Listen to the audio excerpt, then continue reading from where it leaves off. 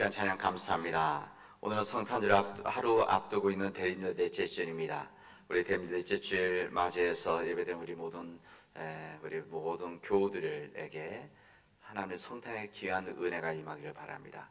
우리 옆에 계신 분들과 함께 메리 크리스마스 인사하도록 합시다.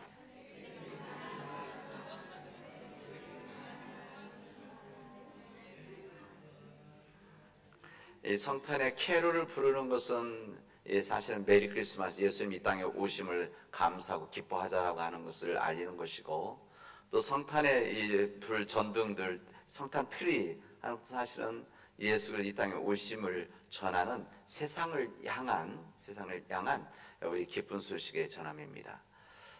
그리고 이 우리 교회도 옛날 종이 있었는데 사실 보니까 이 종이 제가 여러 번 찾아내기 쉽지 않습니다. 그 종이 우리 교회에 있으면 좋겠다. 그래서 이 지역에 이 주일날 아니면 이런 날 성탄절에 종이 울리면 좋겠다. 이 종이 울린다는 것은 그냥 종소리가 아니라 예수 그리스도의 예배가 말씀이 교회 안에 있다면 세상을 향해서는 종으로 울려지는 겁니다. 그래서 이런 귀한 일들이 있으면 좋겠다. 이 성탄 계절에 모든 하나님의 은혜가 임하기를 바랍니다. 무엇보다도 우리 부모님들은 항상 5 자녀들이 있으면 한 자녀라도, 7 자녀가 있으면 한 자녀라도 마음에 걸린 자녀가 있으면 마음이 더 가는 것 아닙니까? 성탄을 맞이하면서 성탄 예배를 드리지 못하는 여러 모양의 여러 어려움과 힘듦과 상황 때문에 예배 드리지 못할 우리 사랑하는 흩어져 있는 우리 교우들, 또 우리 자녀들, 이웃들 마음속에 하나님의 크신 은총이 임하기를 바랍니다. 그리고 위에서 기도해 주시기를 부탁드리도록 하겠습니다. 우리가 살아가는 세상, 우리가 사는 이 시대가 참 어려운 시대이고 어려운 형편입니다. 우리 장면수 원사님 오늘 기도하실 때 우리 사회, 정치, 문화 이것이 어려움이 있다고 말씀하셨는데 정말 어려운, 그래서 이 시대 속에서 새로운 희망을 찾는 것이 어려운 시대라고 할 수가 있습니다. 멀리서 먹구름처럼 올라오고 있는 우리의 경제적인 상황이 연말을 맞이하고 있는 우리들에게는 참으로 큰 부담감이 있습니다. 지금 우리의 심각한 경제 상황인데 여러 가지 세상의 권력의 힘 때문에 아니면 언론인들의 비겁함 때문에 솔직하게 말하지 못하는 이 경제적인 문제가 우리에게 큰 부담이 있다는 것을 우리 마음속에 간직을 해야 됩니다. 제가 대학 다니고 신학교 다닐 때 그때 군부독재 이거 외치면서 그게 옛날 얘기지 않습니까? 근데 이제 다시 민주주의를 짓밟는 여러 가지 정치적 격변 상황 속에서 사람들 더 낙심하고 희망 찾는 것이 어려움을 사람들 많이 느끼고 있습니다. 아마 여러분들은 지난주에 언론들 방송을 통해서 중국에서 엄청나고 심각한 이 북극 한파가 있었다는 거 아마 보셨을 것입니다. 그런데 외국의 일이기 때문에 그냥 넘어갈 수도 있지만 이번에 중국 이 북쪽 우리와 나라 접해 있는 북한 쪽 접해 있는 이쪽에 이 북극 한파 영향이 엄청나게 심각했었습니다. 그냥 정도가 아니고 엄청난 심각한 상황, 바다가 얼어버렸던 상황이 됐던 겁니다. 북극이 이제 점점 더워지면서 이 찬바람이 아래로 내려왔기 때문이다. 전문가들이 이렇게 설명을 하더라고요. 이 대규모 북극 한파가 이 추운 겨울에 사람들을 어렵게 고통스럽게 하고 있습니다. 이것이 끝이면 좋은데 더 이어질 수도 있고 매년 더 심해질 수도 있습니다. 지난 주간에 미국 서부 캘리포니아에서는 여러분 엄청난 비가 50년 만에 큰 홍수가 나서 거기에는 그 LA 지역 쪽인데 그 지역은 이렇게 비가 많이 오더라도 그 많이 오는 지역은 아니고 홍수나는 지역이 아닙니다. 근데 이번에 홍수가 크게 났더라고요. 이게 다 기후변화의 영향들입니다. 우리가 모른 체 하고 싶고 외면하고 싶어 하지만 우리 현실은 그 자체입니다. 그래서 우리 모두를 곤욕스럽게 하고 있습니다.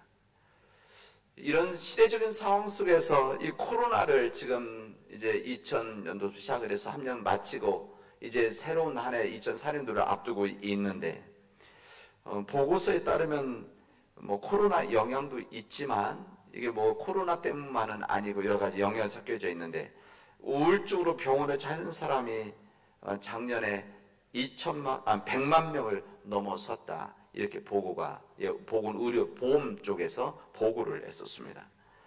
온해주 우울증 환자 수에 비하면 30% 이상이 가파르게 높아졌다. 이것을 보고를 하고 우려를 했습니다. 문제는 젊은 층 가운데 우울증 환자가 많이 늘어났다. 이건 수치니까. 이것은 병원에 온 환자들 수치니까 이것은 정확합니다. 그런 거죠. 우리 사회에 희망이 무너진 곳 끝에 절망이 있고, 절망 계속되다 보면 우울증이 되어지는 겁니다. 단테의 신곡, 이거는 천국과 지옥을 자세히 묘사합니다. 문학입니다. 문학이니까 이 단테의 신곡에 보면 지옥으로 가는 문에 이런 글이 있습니다.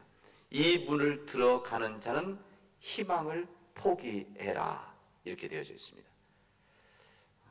이 문이 어디면 지금 지옥에 들어가는 문, 지옥에 들어가면 희망을 포기해라. 지옥이라는 것이 무엇인가? 다른 말로 하면 희망이 없는 세상이다. 이런 이야기입니다. 요즘 우리가 사는 세상을 보면 사람들 속에서 많은 희망을 잃어가기 시작을 하고 있습니다. 이건 단순히 뭐 정치적인 문제뿐만이 아니라 우리 사회, 경제, 문화, 우리 환경, 자연 모든 것이 다 포함되어 있는 이런 부분들입니다. 희망이 없기 때문에, 희망이 약해지기 때문에 사람들은 아파하고 있고 힘들어하고 있습니다. 그러하기 때문에 이 근심과 절망 속에 살아가는 우리 모두에게 뭐가 필요냐? 위로가 필요합니다. 위로가 있어야 내가 살아갈 힘이 있는 거 아니겠습니까? 살아갈 그 위로가 있어야만 내 사랑하는 가족들이 힘들어할 때 감당하고 버틸 수 있는 거 아니겠습니까? 진정한 위로가 있을 때 우리 사회가 그 위로를 받고 그 위로 가운데 새로운 희망을 다시 찾는 것 아니겠습니까? 우리 시대는 진정 위로와 희망이 필요한 시대입니다. 우리는 이 성탄 계절의 연말을 맞이하면서, 그리고 연초 이제 새로운 한 해를 시작하면서 잠시 걸음을 멈추고 서로에게 채찍질하기보다는 서로를 위로하고 서로 등을 두드려 주면서 우리의 따스한 마음을 나눌 수 있는 이 연말 그리고 성탄 계절이 되어지기를 바랍니다. 왜냐하면 우리 주변에는, 내 곁에는 그런 위로를 받아야 할 사람들이 너무나 많이 있기 때문에 그렇습니다. 우리 같은 낙심과 절망 속에 위로가 필요했던 시대가 있었습니다. 오늘 성경에서 그것을 우리에게 알려줍니다.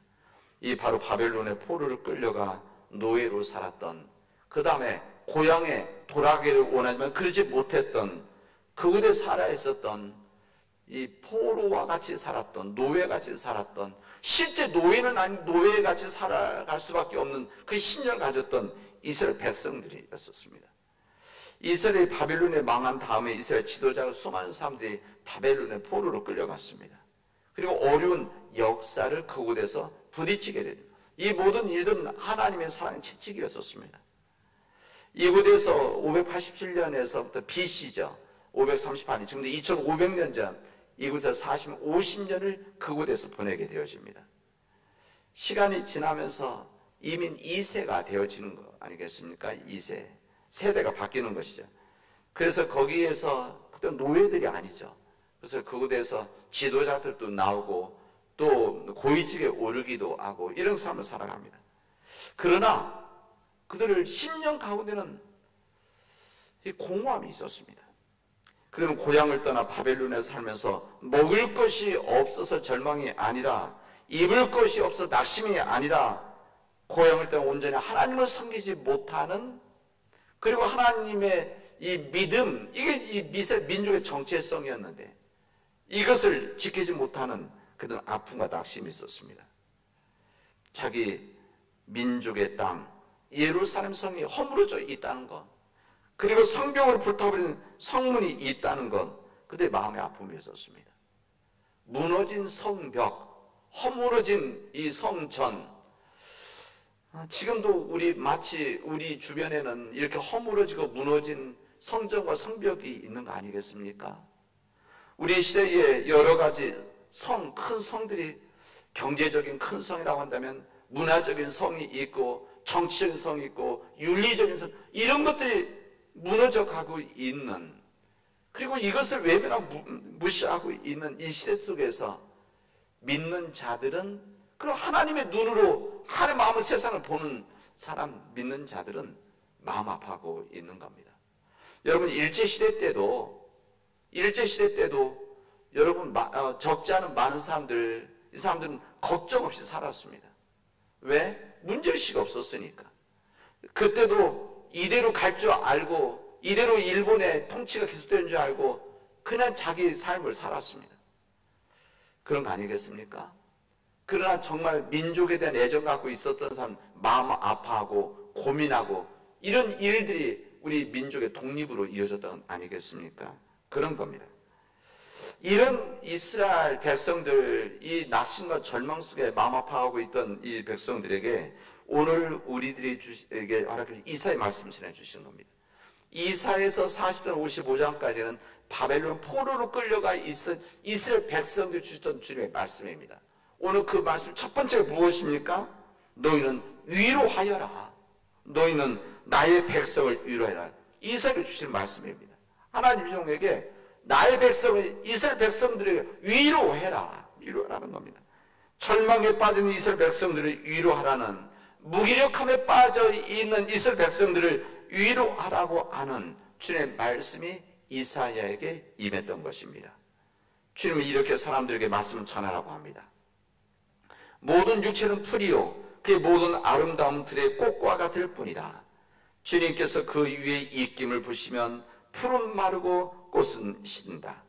풀은 마르고 꽃은 시드나 우리 하나님의 말씀은 영원히 서 있도다. 이렇게 말씀하십니다. 모든 육체는 풀이요 그의 모든 아름다움들의 꽃과 같을 뿐이다. 인생의 삶이라고 하는 것은 이게 바로 시들어서 땅에 떨어지는 그런 세상의 것들이다. 그런 이야기입니다. 하나님께서 입김을 부시면, 하나님 역사가 있으면 푸른 꽃은 시들어 버린다. 사실 이 말씀은 아주 오래전 유경수 대통령, 박정희 대통령 부인 유경수 여사 장례식 때 기독교에서 한 분이 목사님 나오셔서 그때 말씀을 읽었던 본문이기도 합니다. 대단한 말씀이지 않았습니까? 그 엄청난 그 살벌던 시대의 장례식장에서 이런 말씀을 읽었고 기도했다는 대단한 생각을 했었습니다.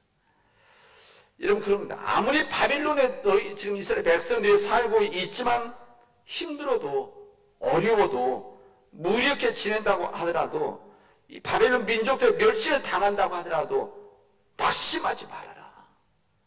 지금 현실의 상황 속에서 낙심하지 말아라. 왜 그러냐? 세상의 힘은 풀같이 마르고 꽃같이 시들기 때문이다. 그러나 하나님의 말씀은, 하나님은 영원하기 때문이다. 절망하지 말아라. 희망을 가져라. 이렇게 위로의 말씀을 전하게 되어진 겁니다. 그 주님의 말씀, 오늘 이사야서의 말씀, 이 주님의 말씀, 그 주의 희망의 말씀, 그들은 참다운 위로였었습니다. 그래서 오늘 말씀이 좋은 소식을 전하는 시온아, 어서 높은 산으로 올라가거라. 아름다운 소식을 전하는 예루살렘아, 너의 목소리를 힘껏 높여라. 두려워하지 말고 소리를 높여라. 말씀하십니다. 오늘 이 본문의 말씀을 여러분 성가대에서 그대로 찬양한 거 아닙니까? 오늘 이 말씀 좋은 소식 이것을 오늘 제목이 우리 찬양에 아름다운 소식을 전하는 이렇게 되어 있죠? 이게 바로 그 말이죠. 위로가 필요한 그 시대 속에서 낙심하고 있는 사람, 무기력 속에 있는 사람들에게 아름다운 소식을 전하라. 좋은 소식을 전하. 높은 산에 올라가서 그곳에서 목소리 힘껏 높여 두려워하지 말라고 목소리를 외쳐 찬양하라. 이렇게 말씀하십니다. 이 위례 소식을 전한 자들은, 이 기쁜 소식, 아름다운 소식, 이 전한 자들은 바로 하나님의 복된 자들이고 주님의 종들이라고 오늘 우리에게 말씀해 주십니다. 오늘 성가되는 저와 함께 이 아름다운 소식, 이 두려움과 낙심과 이 불투명한 미래에 대한 이 불안감 살아가는 이 시대에 우리 교우들에게 저는 말씀으로, 우리 성가되는 찬양으로 좋은 소식, 아름다운 소식을 전했습니다. 저 오늘 설교 동역한 것이죠. 여기 보면 두려워하지 말라고, 두려워하지 말 것을 이렇게 이야기하고 낙심하지 말아라, 힘을 내라, 위로를 주십니다. 이사야 선지자를 통해서 오늘 이 말씀을 위로를 해주시는데, 여러분 그냥 위로 말로만 한 것이 아닙니다. 구체적으로 하나님의 말씀은 뭐라면 노역의 때가 끝났다고 이렇게 말씀하십니다. 그들이 바벨론에서 죽도록 고생하는 이 노역의 기간이 끝났다. 끝났다 무슨 말입니까? 이제 곧 해방이 되어질 것이다. 그리고 또 정확한 더 은혜의 말씀은 이스라엘 백성들에게 죄가 사해졌다, 이것을 말씀하십니다. 그 죄악의 사함을 받았느니라. 죄값이 이미 집을 되어졌다. 용서받아서 이젠 그 채찍의 시간이 끝났다, 이렇게 말씀합니다. 여러분, 그 죄값을 누가 지불해 주었는가? 이 사람들이 시간이 갔기 때문에 이들이 뭐 일을 해서 노역을 해서 갚았다는 것이면 아닙니다. 오늘 본문의 말씀은 이스라엘 민족들이 하나님께서 이 모든 것들을 탕감해 주셨다는, 하나님의 은혜라는 겁니다. 하나님의 은혜. 그 다음 뭐랍니까? 하나님께서 예루살렘 귀양 때 함께 하시겠다, 이렇게 말씀합니다. 그래서 광야에서 여호와의 길을 예비하라. 사막에서 하나님의 대로를 평탄케 하라. 이게 무슨 말씀입니까? 하나님께서 너희들이 돌아가는 그 길을 지켜주시고 이제 친 돌봐주시겠다. 구체적인 하나님의 위로의 말씀을 전하게 되어집니다. 그래서 이사야서 오늘 읽으면 여러분 다시 한번 읽어보십시오. 여기 뭐라고 되어져 있는가 하면 여호와의 손이 이렇게 나오고, 여호와의 길이, 여호와의 영광이, 여호와의 입이, 여호와의 기운이, 이렇게 되어져 있습니다. 이 다섯 가지, 여호와의 손이, 여호와의 길이, 여호와의 영광이, 여호와의 입이, 여호와의 기운이, 영이죠, 기운이 이스라엘 백성들을 진정 위로하고 있다는 것을 우리에게 말씀해 주십니다. 그 다음에 마지막 뭐라고 되어져 있습니까? 너희의 하나님을 보라, 이렇게 말씀하십니다. 진정한 위로라고 하는 것은 인간 줄 수 있는 것이 아니라는 겁니다. 하나님의 진정한 위로라, 우리 인간 삶에 주어지는, 우리에게 낙심과처럼 무기력 속에 있는 우리에게 주어진 위로라고 하는 것은 인간이 만들어낼 수 있는 것이 아니라, 오늘 본문에 와서 말합니까? 하나님을 바라볼 때 하나님께서 주신 위로다, 이런 이야기입니다. 엊그제 수요일 예배 때 이 노아 말씀하면서 이 절망과 위기, 그냥 겉들 이 방주 안에 이 냄새나고 시끄럽고 이 답답한 어둠 속에 있었던 이 노아의 방주 안에서 옆을 돌아다보면 절망이고 힘듦, 아픔, 고통이지만 그래서 천장에 있는 이 창문을 바라보라. 이것이 바로 하나님의 말씀이지 않습니까? 마찬가지입니다. 사도 바울은 오늘 빌립보서에 직전했던 빌립보서에 있는 말씀은 주 안에서 항상 기뻐하라. 다시 말하느니 기뻐하라. 이렇게 말씀하십니다. 아무것도 염려하지 말고 다만 모든 일에 기도와 간구를 해라. 그러면 모든 지혜에게 뛰어난 하나님의 평강이 그리스도 예수 안에서 너의 마음과 생각을 지킬 것이다, 이렇게 말씀하십니다.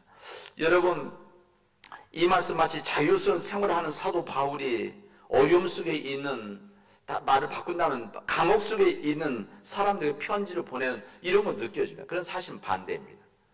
사도 바울이 감옥에 있을 때에 필리포 교인들에게 보낸 편지였었습니다. 어떻게 감옥에 있으면서 이런 위로와 평안의 격려 메시지를 전할 수 있을까? 그것은 사도 바울이 가지고 있는 하나님에 대한 믿음이 있었기 때문에 그렇습니다. 이 고린도서 1장 3절에는 사도 바울이 하나님을 어떻게 이렇게 고백합니다. 우리 주 예수 그리스도의 아버지신 하나님을 찬양합니다. 그는 자비로우신 하나님이시며 온갖 위로를 주시는 하나님이십니다. 온갖 환난 가운데서 우리를 위로해 주신 분이 우리 하나님입니다. 이렇게 말씀하십니다. 이런 위로의 하나님, 온갖 환난 가운데 우리를 위로해 주시는 그 하나님을 믿기 때문에 감옥에 있음에도 불구하고 오히려 감옥 밖에 있는 힘든 사람을 위로할 수 있었다는 것을 우리에게 알려줍니다. 유대계 지도자들 볼 때 사울을 얼마나 변절자고 배신자입니다. 그래서 사울을 핍박하고 죽이려고 했었습니다. 그래서 그의 남은 인생은 고통과 고난의 연속이었었습니다. 그러나 이 사도 바울은 평생 주님을 위해서 일하면서 이거 두리안 잡고 지낼 수 있었던 것은 하나님 때문에 있었습니다. 이 사도 바울이라고 해서 외롭고 고통스럽고 힘들고 이게 없었겠습니까? 똑같이 있었겠죠. 똑같이 있었을 것입니다. 저는 그렇게 생각합니다. 믿음이 좋기 때문에 하나님의 일을 하기 때문에 어려움이 전혀 없이 지내느냐? 절대 그렇지 않아요. 똑같습니다. 이 인간의 심리가 그런 거 아닙니까? 그러나 이런 속에서도 바울은 하나님을 믿었던 것이죠. 어떤 하나님? 온갖 환난 가운데서도 위로를 주시는 하나님. 그 하나님으로 인해서 위로를 받고 그 위로 때문에 희망을 갖는 것이고 그 희망 때문에 그가 한 걸음 한 걸음 나아갈 수 있었던 것입니다. 방송 유퀴즈 유재석 나오는 저는 그 종종 잘 보는데 이게 사람 인생에 대한 이야기가 나와요. 어느 정신과 의사가 나와서 이런 이야기를 하더라고요. 자살률 제일 높은 사람은 정신과 의사다. 이런 이야기를 첫 번째 하고 여기 보신 분들이 있을 겁니다. 힘들고 어려울 때 가장 위로가 되는 것이 무엇인가? 무슨 말을 해야 가장 위로가 되는 것인가? 뭐라고 얘기하냐면 네 뒤에는 내가 있다. 내 뒤에는 내가 있어. 힘들 때 언제든지 연락해도 된다. 이 이야기가 가장 위로가 된다. 이렇게 이야기를 하더라고요. 그래서 제가 참 일리가 있다. 나를 보더라도 그런 소리를 들었을 때 위로가 됐었는데 때론 나도 그런 소리 한 적이 있었는데 그게 위로가 되었겠구나. 네 뒤에는 네가 힘들고 어렵지만 낙심하고 있지만 네 뒤에는 내가 있단다. 힘들 때 언제든지 연락해. 이게 위로가 가장 된다는 겁니다. 거기 또 나오더라고요. 또 힘들었구나. 이것이 위로가 된다는 겁니다. 그리고 괜찮아. 이게 큰 위로가 된다는 겁니다. 너무 걱정하지 마. 이게 위로가 된다는 겁니다. 여러분, 우리 성탄 계절에 저는 여러분들이 위로의 은혜를 받고 위로의 은혜를 받은 우리들이기 때문에 다른 사람들을 위로할 수 있는 우리들이 되어지길 바랍니다. 정신과 의사가 말했던 내 뒤엔 내가 있다 한다. 저는 이것도 은혜 되지만 이거 당연히 여러분 그렇게 하십시오. 그런데 우리는 정말 네 뒤에는 누가 있다는 겁니까? 하나님이 있단다. 그 믿음으로 이 어려움을 겪어나갈 수 있도록 하나님이 네 뒤에 있고 네 뒤에는 내가 있단다. 네가 낙심하고 절망하고 실수하고 힘들어도 그러나 네 뒤에는 내가 있단다. 그리고 하나님이 계시단다. 걱정하지 마. 괜찮아. 이 말씀으로 위로받고 위로를 나눌 수 있는 우리 믿음의 교우들이 되기를 주님의 이름으로 축원하겠습니다. 기도합시다. 참 위로의 하나님이신 예수 그리스도가 우리 주님이라는 것이 하나님의 은혜인데, 참 위로의 하나님의 이 땅에 오신 예수 그리스도의 오심을 기다리는, 그리고 감사하는 장한 우리들에게 하나님의 크신 은혜를 허락하여 주시옵소서. 모든 말씀을 예수님의 이름으로 기도합니다. 아멘.